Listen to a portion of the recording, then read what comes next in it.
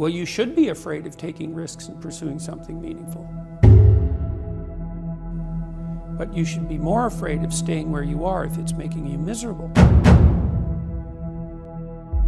It's like the first thing you want to do is dispense with the idea that you get to have any permanent security outside of your ability to contend and adapt. It's the same issue with children. It's like you're paying a price by sitting there being miserable. You might say, well, the devil I know is better than the one I don't. It's like, don't be so sure of that. The clock is ticking. Yeah, and if you're miserable in your job now and you change nothing, in 5 years you'll be much more miserable and you'll be a lot older. But isn't it a luxury to pursue what is meaningful? Our viewers have mortgages, they have children, they have payments and loans.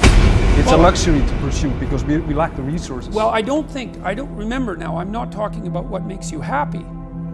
It's a luxury to pursue what makes you happy. It's a moral obligation to pursue what you find meaningful.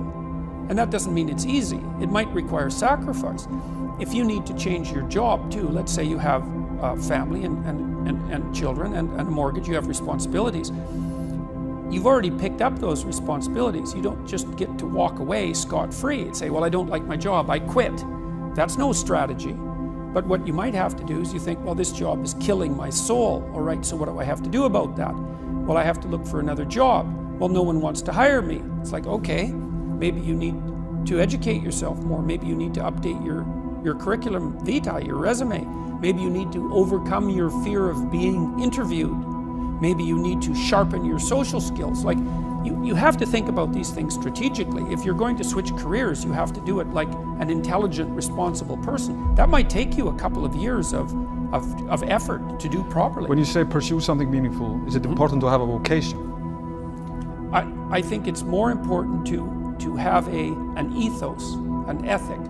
So I have a program, for example, called the Future Authoring Program, which is a writing program that enables people to develop a vision for their life and then to develop a strategy. And so it's based on the idea, imagine that, and it's an extension of the ideas in the book, or at least something along the same lines. The first thing that you want to do is figure out, imagine you were taking care of yourself, like you were someone you cared for, which is rule number 2, by the way, essentially. Then you should figure out, well, if you could have what you needed and wanted, what would it be? What sort of friends would you have? What would your family relationships look like? How would you conduct yourself with your children? How would you educate yourself? You need to think through how it is that your life could be properly arranged if you had that ability.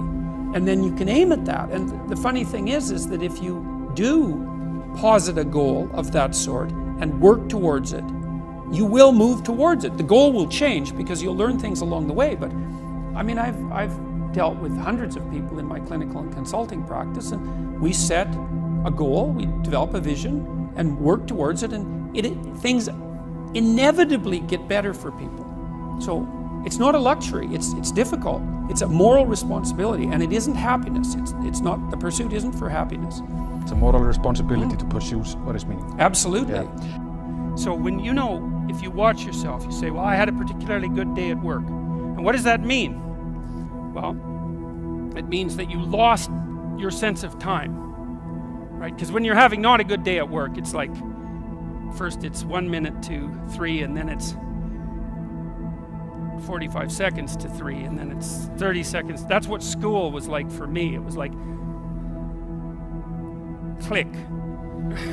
It's so funny, I went to my daughter's school. I used to get in trouble for talking all the time. Surprise, surprise. When I was a kid, and I was bored stiff in school, and so I would misbehave upon occasion, out of pure boredom. And about 21 years ago, I went to my daughter's school to sit for a class. It was about an hour long, and I was sitting there, and the teacher had all the kids on the floor and was having some of the kids read to the others, and some of the kids who were reading couldn't read at all. And I had exactly the same experience. I was sitting there, it was like being 7 years old again. I could see the clock going tick, tick. And I thought, if I was in this classroom for 3 days, I would misbehave. 40 years old, I would misbehave exactly like I did when I was 6. Well, that's no place to be, right? Because you don't want to be in a place that's stultifying. You don't want to be in a place where there's no challenge. You might even quit your job if there's no challenge. Say, well, that's a good job. It gives you security. And you think, God, I can't stand this. It's eating away at my soul. It's all security and no challenge. So why do you want to challenge? Because that's what you're built for. That's what you're built for. You're built to take on a maximal load, right? Because that's what strengthens you, and you need to be strong because life is extraordinarily difficult, and because the evil king is always whittling away at the structure of the state, and you have to be awake and sharp to stop that from happening so that you don't become corrupt, and so that your family doesn't become corrupt, and so that your state doesn't have to become corrupt. You have to have your eyes open and your wits sharp and your words at the ready, and you have to be educated, and you have to know about your history, and you have to know how to think, and you have to know how to read, and you have to know how to speak, and you have to know how to aim, and you have to be willing to hoist the troubles of the world up on your shoulders. And what's so interesting about that, so remarkable, and this is something that's really manifested itself to me as I've been doing these public lectures. I've been talking about responsibility to people, which doesn't seem to happen very often anymore, and the audiences are dead quiet. And I lay out this idea that life is tragedy tainted by malevolence, and everyone says, yeah, well, we always suspected that, but no one has ever said it quite so bluntly, and it's quite a relief to hear that I'm not the only person who has those suspicions. And then the second part of that is the better part, and it's the optimistic part, which is, despite the fact that life is a tragedy tainted by malevolence at every level of existence, there's something about the human spirit that can thrive under precisely those conditions if we allow that to occur. Because as difficult as life is, and as horrible as we are, our capacity to deal with that catastrophe and to transcend that malevolent spirit is more powerful than that reality itself. And that's the fundamental issue. I think that's the fundamental issue of the Judeo-Christian ethic, with its emphasis on the divinity of the individual. As catastrophic as life is, and as malevolent as people can be, and that's malevolent beyond belief fundamentally, a person has in spirit the nobility to set that right and to defeat evil.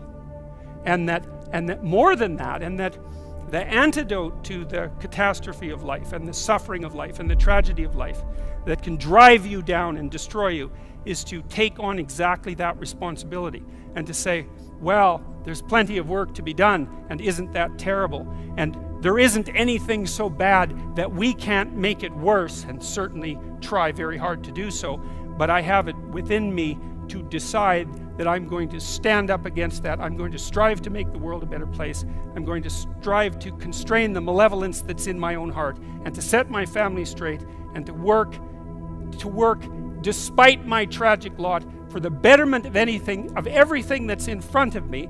And the consequence of that, the immediate consequence of that, is that when you make the decision to take on all of that voluntarily, which is to stand up straight, by the way, with your shoulders back, to take on all that on voluntarily, as soon as you make that decision, then all the catastrophe justifies itself in the nobility of your striving.